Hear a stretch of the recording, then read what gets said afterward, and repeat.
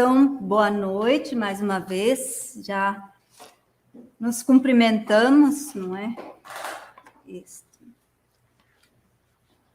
Muito bem, então, é com alegria, segundo congresso que nós estamos realizando online do Círculo Externo de Adoração. E neste encontro, nós nos deixamos iluminar por dois sinais. Sinais que a gente fala assim, sinais da divina providência, como a divina providência está conduzindo a igreja e o mundo. Então, dois acontecimentos, teriam muitos outros, mas um é os 75 anos em que o padre Kentenich deixou como legado para o movimento de Schanstatt no Brasil a missão Tabor, o mistério do Tabor, o Pai que revela Jesus, que é Filho de Deus. Este é o meu filho muito amado. O próprio Pai apresenta Jesus, o Filho. E este Jesus é Deus com o Pai e o Espírito Santo. Por isso ainda a palavra ouviu. É ele, é esse que deveis ouvir. E esse tema nos foi assim apresentado de uma maneira tão profunda, tão bonita pelo Padre Pedro. E o outro sinal é o segundo Congresso Eucarístico Nacional. E quem nos colocou assim bem a par e dentro do espírito do Congresso Eucarístico Nacional foi o Dom Leomar ontem à noite. Então, sobre esses dois sinais, que então, como assim faz nos ouvir esta voz assim que diz, você que como Maria adora a Deus, manifesta a tua fé. Não ficar indiferente diante desses acontecimentos tão importantes. Se conta, não sei se é verdadeiro ou se é uma lenda, que numa floresta muito distante tinha um eremita, um monge, que era de muita penitência, muita oração, uma pessoa sábia, e que às vezes era procurado por algumas pessoas para pedir conselho. Então tinha um viandante que aspirava à santidade e procurou esse monge para ter um conselho como fazer, como ele deveria prosseguir, se aquilo que ele estava fazendo estava bem ou não. E ele queria saber o que se faz lá naquele ermo, naquela solidão. E o monge estava junto a um poço. E o monge então mandou o viandante tirar a água, puxar a água. E ele fez. E aí mandou ele olhar no poço, na água. E o viandante olhou na água. E o monge perguntou, e o que vês? E aí o viandante disse, não vejo nada. Aí o monge parado, assim, de pouca conversa, ficou assim. Daqui a pouco ele olhou de novo para o viandante e disse, olha na água. E o viandante, então, olhou na água. E o monge perguntou, e o que vês? E ele disse, agora vejo a mim mesmo. Aí o monge disse, aqui a gente se vê a si mesmo. Né? Na gente, na sua própria realidade, sem acréscimos ou fantasias. A gente se vê a si mesmo, assim como a gente é diante de Deus. A partir desta história, eu queria, assim, junto com todos que estão nos assistindo, tipo assim, nos olharmos na água, nos enxergarmos a nós mesmos como círculo externo de adoração, ou eu como membro do círculo externo de adoração, não um círculo, eu que faço parte desse círculo. Mesmo Jesus também já falou, né, que se alguém empreende um projeto, de vez em quando precisa parar para analisar se o que foi feito até então está bem, se pode prosseguir, ou se precisa mudar alguma coisa. Então, nesse sentido, que eu gostaria de fazer assim uma avaliação ou uma análise de nós como membros do círculo externo de adoração, porque quem quer avançar precisa de vez em quando parar e analisar sua vida para prosseguir com mais entusiasmo, com mais clareza e, assim, com fidelidade. Então, diante desses dois acontecimentos, que um é a missão Tabor, a transfiguração, transfigurar, né, a vida de Cristo na minha própria vida, e diante do Congresso Eucarístico Nacional, como o bispo ontem falava, esse transfigurar ou corporificar, cristificar a nossa vida, também nós nos tornarmos um pequeno Cristo para os nossos irmãos.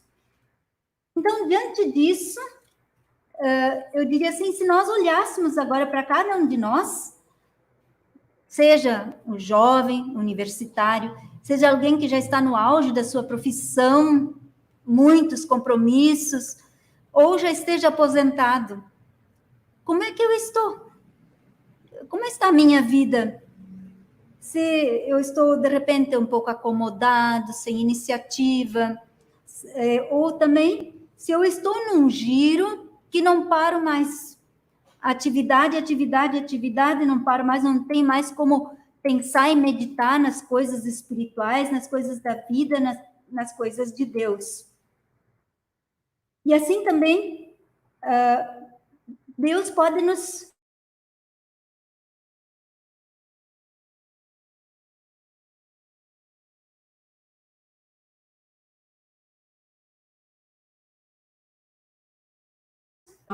um momento para olharmos a nós mesmos, mesmo que seja só essas 2 horas da noite, para olhar para a nossa caminhada. Eu sou membro do Círculo Externo de Adoração, ou mesmo que não seja, se estamos assistindo, com certeza apreciamos a Eucaristia. Agora, olhando para nós como membros do Círculo Externo da Adoração, eu me cadastrei. O que significa isso? Quem sou como membro do Círculo Externo da Adoração? Qual é a minha identidade? E esta reflexão é bom a gente fazer, não no vazio, mas quem tem santuário lar, pode fazer diante da imagem da mãe no seu santuário lar, pode fazer diante de um crucifixo aqui, diante da mãe. Nós temos mais de 20 santuários no Brasil, de repente eu posso fazer uma romaria ao santuário diante da mãe e me perguntar isso, ou se estou diante do sacrário, realmente, assim, quem sou?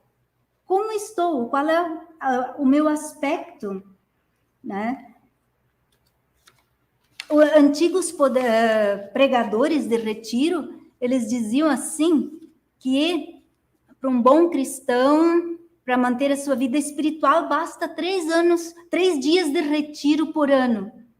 É um represar as águas para que depois, soltando, realmente é lavar com muita força e a gente tenha forças espirituais para o ano todo. Se sou do círculo externo da adoração, poderia perguntar assim, eu ainda lembro do meu compromisso como membro do círculo externo da adoração, porque quando a gente preencheu a ficha, era assim, oração diária, semanal, mensal, ou adoração diária, semanal ou mensal, o que eu marquei lá aquela vez? Poderia se dizer assim, é tão pouca coisa, existe tanta coisa mais importante do que isso, do que eu saber quanto tempo que eu marquei lá, como compromisso dentro do círculo externo de adoração. Realmente é bem pouco. E também ninguém vai conferir. Né? Está no cadastro, nós, irmãs, não vamos controlar se eu estou cumprindo ou não. É um compromisso meu com Deus. Mesmo que seja uma coisa pequena, mas eu digo assim, está comprovado que quem é fiel no pouco, também é fiel no muito. Aliás, vamos dizer, uma infidelidade, que é o contrário, não é? Uma infidelidade, vamos dizer, já maior, ela é antecedida de muitas pequenas infidelidades, de muitas concessões, e vai indo, vai perdendo a graça, vai perdendo o sabor, até que não tem mais sentido manter aquela palavra, aquele compromisso, e se é infiel. E assim também pode ser o contrário. Quem é fiel em pequenas coisas, mesmo que às vezes outros ninguém está vendo, só eu sei o que estou fazendo. Mas se eu sou fiel naquele pouco, também tenho forças para ser fiel em coisas grandes, em momentos muito difíceis. Então, agora, como círculo externo de adoração, nós que cultivamos a vida de oração, de intercessão, e quando é possível, gostamos de fazer adoração ao Santíssimo, muitos fazem individualmente, outros fazem em grupo. Mas mesmo assim, podem ser assim, perguntas tão evidentes, mas mesmo assim, mesmo que a gente tenha uma caminhada, eu acho válido nós nos perguntarmos sobre isso, é tipo um represar as águas, para que depois possamos continuar com mais alegria, ainda com mais entusiasmo. Mesmo que no círculo externo, muitos participem sempre da missa dominical, vários sejam ministros da Eucaristia, outros participem de grupos de oração na presença do Santíssimo exposto, outros ainda frequentemente o visitam no sacrário da sua igreja. Tem gente que não é capaz de passar na frente da igreja sem entrar e fazer uma saudação a Jesus ou a uma imagem de Nossa Senhora. Então, eu estou falando para nós, assim, que já estamos em contato com a Eucaristia. Mesmo assim, eu acho muito importante a gente, às vezes, parar e pensar assim, o que é a Eucaristia? O que significa a Sagrada Comunhão para mim? Eu que falo disso para os outros, o que ela significa para mim? Como é o meu relacionamento com Jesus na Eucaristia? É certo que o meu relacionamento com Jesus na Eucaristia depende da fé que eu tenho e como eu cultivo. No meu sentimento, que significado tem Jesus Eucarístico no tabernáculo da igreja, lá na minha paróquia, lá na minha comunidade, lá no santuário? O que significa? O que diz isso para mim? Ou não diz quase nada? Então, até que ponto vai a minha fé na presença de Jesus na Eucaristia? Ainda é cheia de ardor, como no dia da minha primeira comunhão? Ou em outro momento que eu tive uma experiência com Jesus na Eucaristia? Ou talvez a indiferença tenha entrado um pouco na minha vida, né? E será que também eu estaria na hora de eu conquistar ou reconquistar algo da importância da adoração a Jesus na Eucaristia? Não estaria assim no momento de realmente eu perguntar a mim mesmo como está a minha relação com Jesus? Você, que como Maria adora a Deus, como eu manifesto minha fé ou como eu vivo a minha fé, né? Como eu me relaciono com Jesus? Diante do sacrário, a minha fé na Eucaristia não precisa ser tanto em manifestações exteriores, mesmo que algumas coisas façam parte. Por exemplo, a genuflexão. Quando eu passo na frente do sacrário, faço a genuflexão, sinal de adoração, de respeito, de reverência, né? Quando estamos diante do sacrário, onde está o meu melhor amigo, aquele que sofreu a paixão e morte de cruz para me salvar. Aqui sempre me impressionou muito quando eu li várias biografias do João Possobon, que ele tinha esta grande missão de levar a mãe peregrina nas casas, rezar o terço com as famílias. E quando a gente lê essas biografias, assim, de vez em quando, sempre lá no meio aparece como ele fica tocado, como ele está tocado, impressionado, às vezes comovido diante do amor de Jesus, que deu a vida para nos salvar. Ele diz assim, um Deus deu a vida por mim, para me salvar. Ele tinha essa graça de sentir e reconhecer este grande amor de Jesus, que não mediu esforços nem poupou sua própria vida para nos salvar. Jesus morreu na cruz para nos salvar, mas ele está vivo entre nós, ressuscitado, continuando com seu amor por nós. E por isso mesmo João Possobon não tinha medo de vir durante a noite fazer vigílias aqui no santuário, fazer adoração santíssima aqui. Esse Jesus, ele está assim muito perto de nós. Se realmente, se ele também estivesse como nós estamos fisicamente, nós íamos nos impressionar. E, na verdade, ele está fisicamente, substancialmente entre nós, na Sagrada Eucaristia. Ele não está lá em Jerusalém, lá não sei aonde. Não, ele está lá na minha capela, lá na minha comunidade, lá na minha paróquia, bem pertinho de mim, bem pertinho de nós. Lá ele está, junto de nós. E lá, mesmo que às vezes fique quase um mês sem ninguém ir lá, ou assim de vez em quando, só que vai alguém lá, as pessoas que passam na frente, Jesus vê todos e a todos faz o convite: vem a mim, eu vos aliviarei. O Papa João Paulo II, ele escreveu uma encíclica em 2003, ele já estava no 25º ano do seu pontificado. Ele escreveu, e o título é assim, o tema dessa encíclica é A Eucaristia na sua relação com a Igreja. E lá no final desta encíclica, ele tem um capítulo que ele fala sobre a Escola de Maria, Mulher Eucarística. E é muito impressionante como ele mostra Maria como modelo da Igreja. Ele coloca Maria, mãe e modelo da Igreja.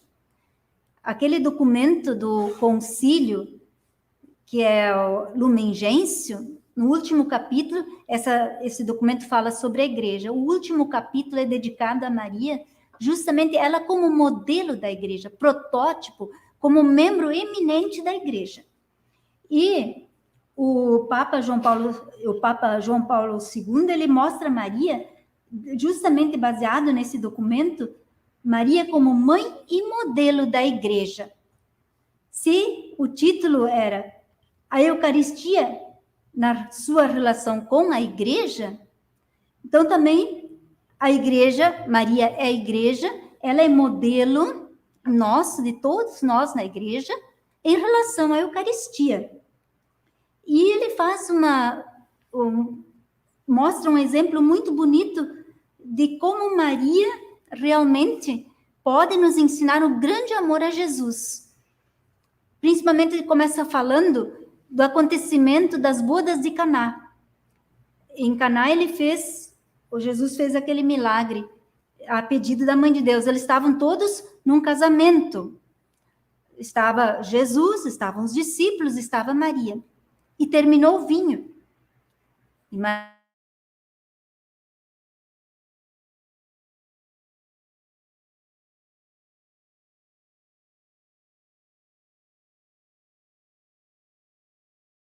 E Jesus viu, era água. Ela viu com seus próprios olhos. Jesus deu a bênção. Ela viu. E depois ela viu também os serventes tirarem a água. Mas não era mais água, era vinho. E não qualquer vinho, era o melhor vinho. Então, ela foi testemunha ocular de um grande milagre. Realmente, aquele Jesus, a quem ela disse, eles não têm mais vinho, era o Filho de Deus, ele era o Filho de Deus, tem todo o poder no céu e na terra. E o Papa depois faz essa aplicação, como se a Mãe de Deus falasse para nós. Se Jesus pode transformar água em vinho, pode também transformar pão e vinho no seu corpo e sangue. Para aqueles que acreditam, né, que diz aqui, entregando aos que creem neste mistério, memorial vivo de sua Páscoa e tornando-se assim pão da vida. E Maria tem competência realmente para nos dizer, acreditem, é de verdade, é Jesus, é o Filho de Deus. Ela nunca duvidou mesmo que ela deu comida para ele, ela vestiu, ela cuidou dele. ela sabia que ele era o Filho de Deus. Ela acreditou na palavra que Deus disse para ela na hora da anunciação, que ele disse, para Deus nada é impossível, nada. E ela não duvidou da palavra de Deus. E isso se comprovou depois no encontro dela com Isabel. Santa Isabel, o que disse para ela? Feliz tu que acreditaste. E vai se cumprir o que Deus te disse. Ela acreditou na palavra. Assim, como também, depois, mais tarde, né, o São Tomás de Aquino usou estas palavras: não ponhas em dúvida se é ou não verdade, mas aceita com fé a palavra do Senhor. Sendo ele a verdade, não mente. Se Jesus disse, isto é meu corpo, isto é meu sangue, é verdade. Não tenho que duvidar. E por isso, então, que é como se a mãe de Deus dissesse, né? Se Jesus pode transformar água em vinho, também pode transformar pão e vinho no seu corpo e sangue. E assim Maria também quer nos ajudar. Ela é realmente a mulher eucarística. Não se sabe, não fala na Bíblia que ela esteve presente na última ceia. Mas não é de duvidar de maneira nenhuma que ela depois participou com os discípulos na fração do pão.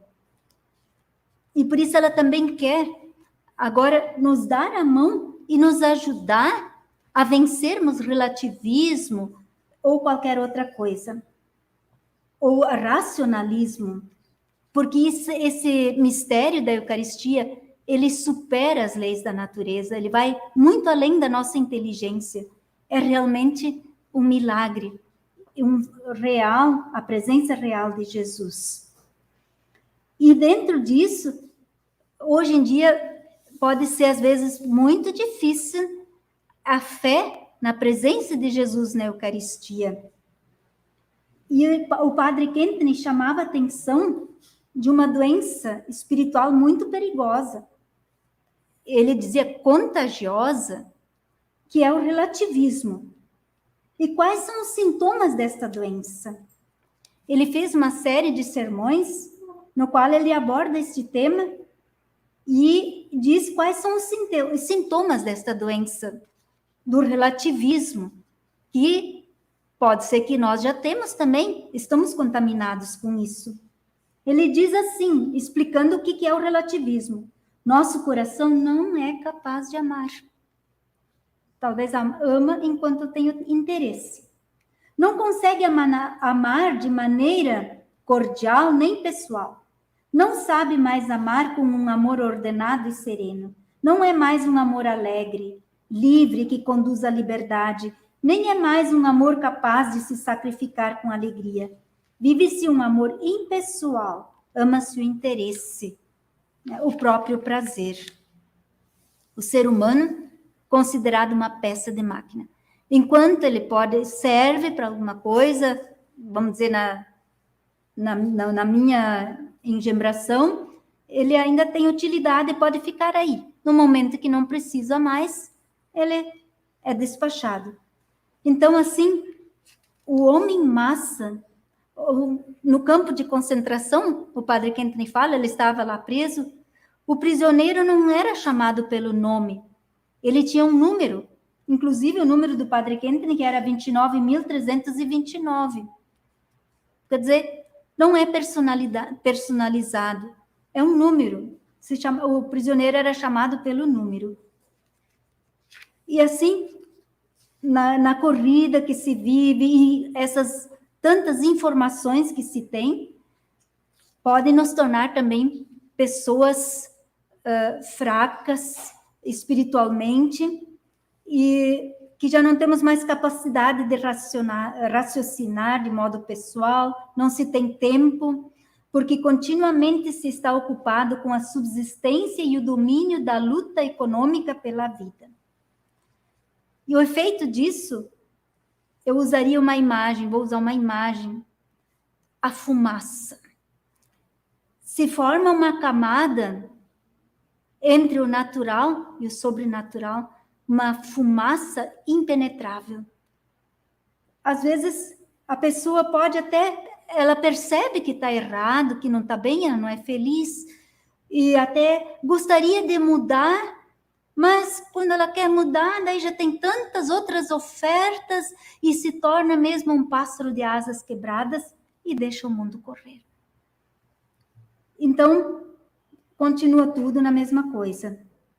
E todos os valores que a gente recebeu, às vezes, na família, ou os valores do nosso batismo, ficam mesmo imobilizados. Não tem mais ação. Ainda se vai comungar, mas isso não influi mais na vida prática. Ainda talvez uma e outra vez se vai à missa, mas não diz nada. Parece uma devoção qualquer. O dia que eu estou mais para baixo, então eu vou na missa, comungo, mas depois, já no dia seguinte, ele está um pouco melhor, daí já não preciso mais daquilo.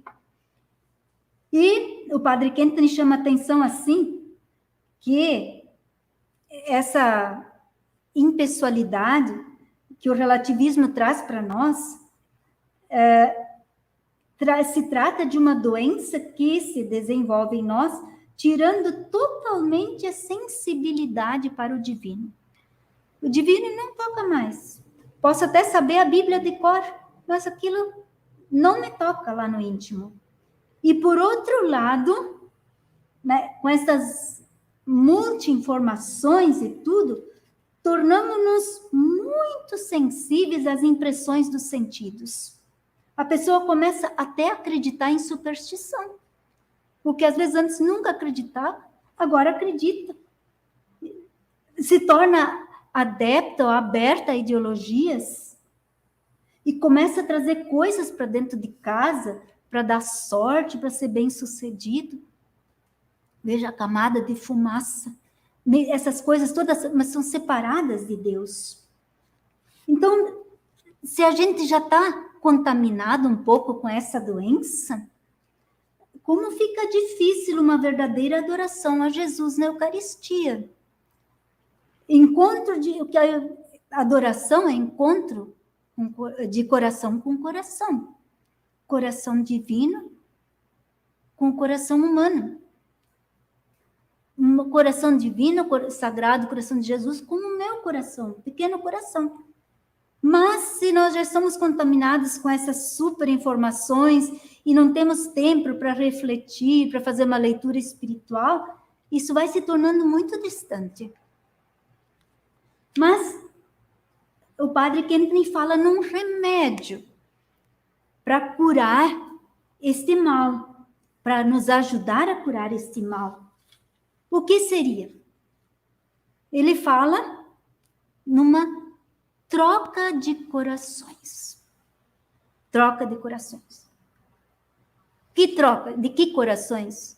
Do meu coração, infectado de ídolos, que ocuparam o lugar de Deus, da espiritualidade, com o coração imaculado de Maria, da nossa mãe. Esse coração que ela mesma disse, por fim o meu imaculado coração triunfará. Como vai ser esse triunfo? Não sei se vai ser assim sensacional, ou se vai ser nos corações, em cada coração que vai se abrindo para ela, mas que ela vai triunfar, vai. Então, o Padre Kenton fala, assim, de uma troca de corações. Eu entrego esse meu coração com todas estas limitações e a Mãe de Deus me dá o seu. O Padre Kenton também diz que isso é um processo lento, não é assim que hoje de noite nós estamos aqui assistindo o congresso e vamos sair daqui já curados. Não é assim, é um processo lento que exige também a nossa cooperação humana. Por isso, muitos de nós conhecemos esta frase: nada sem vós, nada sem nós. O Padre Kenton falava também uma coisa muito importante, que é ter um órgão da fé. Um órgão, né? Nós temos no nosso organismo vários órgãos e cada um tem uma função importantíssima. Se algum órgão é atingido, causa problemas muito sérios, pode até causar a morte. Então, cada um de nós também precisa ter um órgão da fé. E agora eu queria falar assim, vamos dizer assim, para nós, assim, que já estamos numa caminhada da igreja. Vamos dizer assim, nós que já damos catequese, somos ministros da Eucaristia, nós que somos irmãs, e ensinamos, pregamos, falamos para os outros de Deus, até que ponto será que já alguma coisa deste mundo já não pegou em mim também? Eu também já não começo a acreditar em algumas coisas, ou eu não sei, fica superficial. E, porque assim, se a gente entra numa sala de fumantes, mesmo que eu entro lá, né, vamos dizer, se eu entro numa sala de fumantes, mesmo que eu não fume, eu vou sair dali cheirando fumaça de cigarro. Então, esse mundo, ele está assim com uma poluição muito intensa. E não é de admirar que algumas coisas peguem na gente também. E aí, então, eu pergunto assim, se eu consigo colocar a ponte entre aquilo que eu sei, que eu prego, que eu ensino, que eu falo, e a minha própria vida prática. Consigo fazer essa ponte assim? Um apostolado muito intenso, por muito tempo, não se sustenta sozinho. Né? Precisa de uma obra, um fundamento, uma adoração, uma união mais íntima com Deus, para eu saber que eu sou ali como um instrumento de Deus, que Deus fala através de mim. Foi assim que João Possobon foi crescendo na sua vida interior. Ele começou levando a mãe peregrina, rezava 1 terço por dia, ia na missa nos domingos. Isso ele fazia. Mas com o tempo, o apostolado foi se tornando mais intenso. Começou a rezar 3 terços por dia, depois 7, depois 11, depois por fim 15 terços por dia. Aí, no fim, daí também ele queria ir mais um dia por semana na missa. Sentia a necessidade. Daí, depois mais 2 dias na semana na missa. Por fim, foi na missa todos os dias. Vinha no santuário, na missa aqui no santuário, tem um lugar onde ele se ajoelhava, muitas vezes, né, para a Santa Missa. E, além disso, João Possobon tinha mais uma coisa ainda, que deixava ele com os pés no chão e ele com o coração aberto para que realmente a Mãe de Deus e Jesus pudessem usá-lo como instrumento. Ele tinha uma vida profunda de sacrifícios, de renúncias, e que realmente com isso ele foi um instrumento nas mãos da Mãe de Deus, muito especial. Então, voltando a falar de nós, que estamos na caminhada, aqui tem um exemplo de um sábio na Índia, infelizmente não pesquisei quem é, mas ele um dia tirou do meio do riacho uma pedra. Do meio da água ele tirou uma pedra. E atirou essa pedra em cima de uma outra e a pedra se partiu. E viu uma coisa muito interessante. O miolo da pedra estava seca. Estava seco. Então, ao redor molhado, estava dentro da água, mas o miolo seco. Então, assim, talvez poderia ser um exame de consciência com a gente também. Nós estamos, vamos dizer, navegando neste mundo da igreja, dos sacramentos, isso tudo, mas será que isso tudo já tomou conta lá do mais íntimo do meu coração? Assim que aquilo que eu prego, realmente as pessoas sintam que isso é vida para mim. Eu não estou só fazendo um discurso animado, bonito, mas que aquilo é vida para mim. Isso é o que eu vivo, é o que eu acredito. E tenho certeza que isso é salvação, não só para mim, como para os outros. E eu posso dizer assim, a partir até da minha própria experiência, que quem aspira seriamente à santidade, não precisa ser beatificado, mas quem aspira à santidade do dia a dia, chega a hora em que sente a limitação, sente a sua pequenez, e quer levantar a mão, e levanta a mão em prece, pede, faz esse pedido filial: mãe, me ajuda, que eu quero, mas está difícil, eu não estou conseguindo. E aqui no santuário, ou nos santuários da mãe, 3 vezes admirável de Schanstatt, nós a veneramos como mãe, rainha e vencedora, admirável. Quer dizer, nós aqui buscamos realmente a mãe. Quem de nós que não precisa mãe? Quem de nós que às vezes realmente não sente a necessidade do colo da mãe? De um consolo, de um abraço da mãe? Sim, aqui nós buscamos a ela como mãe, mas também aqui ela se dá como mãe. Tanto que tem a frase ao redor: um servo de Maria jamais vai perecer. Ela se dá como mãe a nós. E assim ela também vai nos procurar, vai nos buscar onde nós estamos. Né? Se eu me entreguei à mãe, ela não vai abrir mão de mim. E ela vai me achar. Se é lá onde meu temperamento me deixou, se é lá onde a minha decepção me deixou, se é lá onde o meu orgulho me deixou, ela vai lá me buscar, me trazer pela mão, me levar para seu filho Jesus, porque ela sabe tranquilamente que a minha salvação, a salvação de cada batizado, de cada pessoa, a salvação de cada pessoa é seu filho Jesus, aquele que mudou água em vinho, aquele que mudou pão e vinho no seu corpo e sangue. Ela sabe, por isso ela nos quer levar a ele de qualquer maneira. Né? Ela não nos abandona. E assim eu vejo como é impressionante nós falarmos assim deste Jesus e desta realidade tão concreta.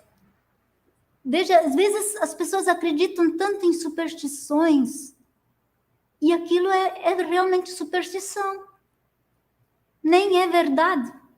E nós deixamos de lado uma realidade tão linda, tão profunda e tão importante, sem a qual a gente não pode viver, como é a Eucaristia. Esse Jesus entre nós, como dizia o seu Cláudio no seu testemunho, nós vamos passar, vamos ficar doentes, vamos partir deste mundo, mas Jesus na Eucaristia vai ficar.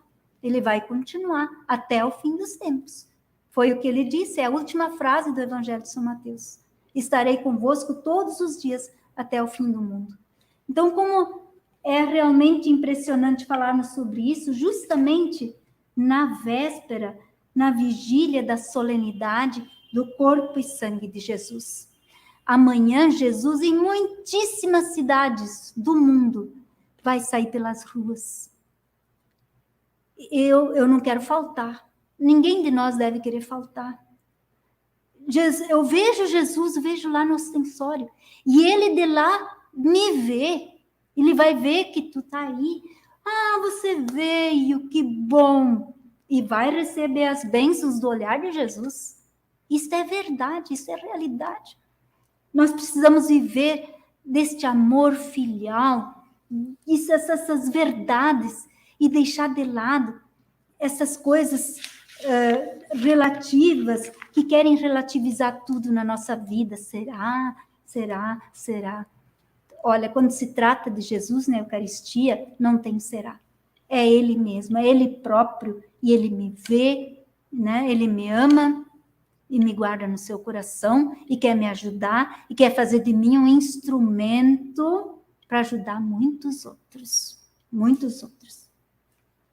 Então, assim, vamos adorar a Jesus. Então, vamos dizer assim, você, tu, que como Maria adora a Deus, manifesta a tua fé, professa a tua fé. Eu creio. Claro, poderia ser muito maior minha fé, mas eu peço para o meu anjo da guarda, e peço que ele peça comigo, e a mãe, aumenta a minha fé, que eu nunca duvide disso. Eu tenho que também fazer a minha parte, não deixar a fantasia colocar interrogações em relação a isso. Por isso, então, agora dizemos, graças e louvores se deem a todo momento ao Santíssimo e Diviníssimo Sacramento.